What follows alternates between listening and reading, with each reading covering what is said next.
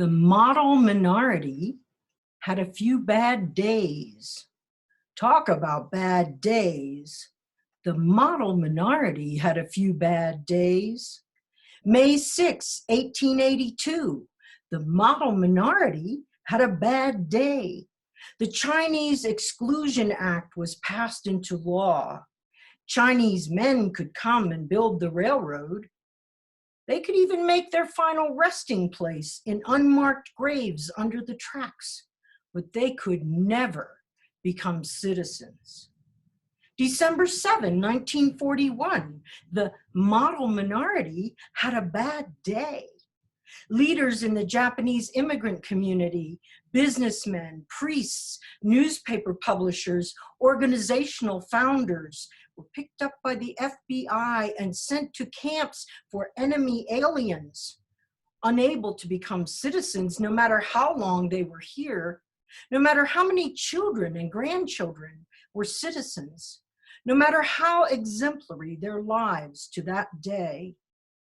February 19, 1942, the model minority had a bad day.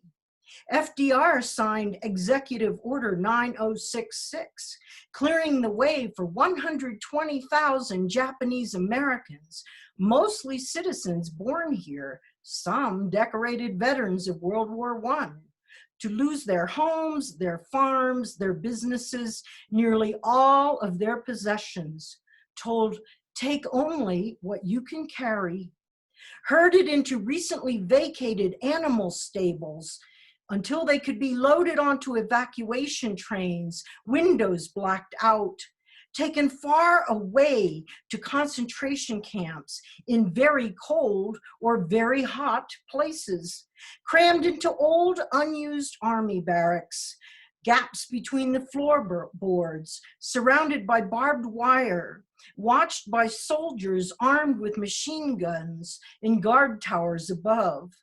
Communal bathrooms, communal everything, no privacy whatsoever. So little food, breastfeeding mothers lost their teeth. When demanded, 14,000 of their sons joined the all-Japanese American 442nd Regiment, hoping to prove their loyalty, secure their families' release. Sent on suicide mission after suicide mission.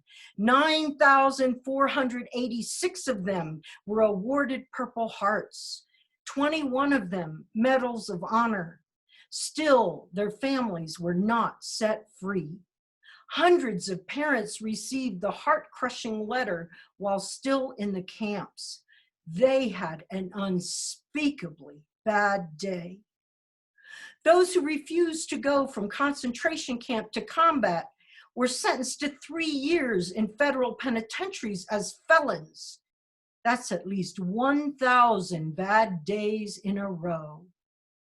The model minority has been having a string of bad days ever since the then president called it the Chinese virus and mockingly Kung Flu. Racist slurs, racist signs, being spit on, having drinks thrown on you, coming home to a hateful flyer on your door, your business vandalized. Any would be bad day enough, but there's more. March 14, 2020, an Asian man and his children, ages 2 and 6, had a bad day at Sam's Club in Midland, Texas, when they were attacked and stabbed by a man blaming them for the virus.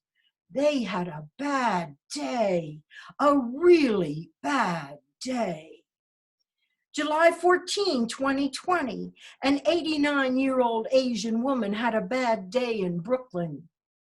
2 men slapped her, then set her on fire. Yes, she had a bad day, a very, very bad day. So I don't know what kind of bad day a man must have to walk into 3 different spas and shoot 8 people point blank, 6 of them defenseless Asian women.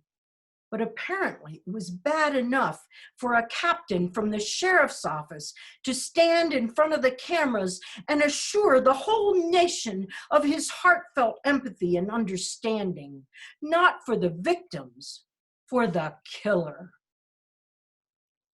He was pretty much fed up, kind of at the end of his rope, and yesterday was a really bad day for him. Listen, white men, we already outnumber you worldwide. Soon, here too.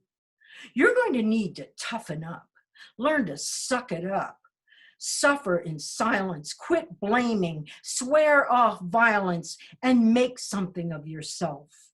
That's the only way to earn the coveted title of model minority.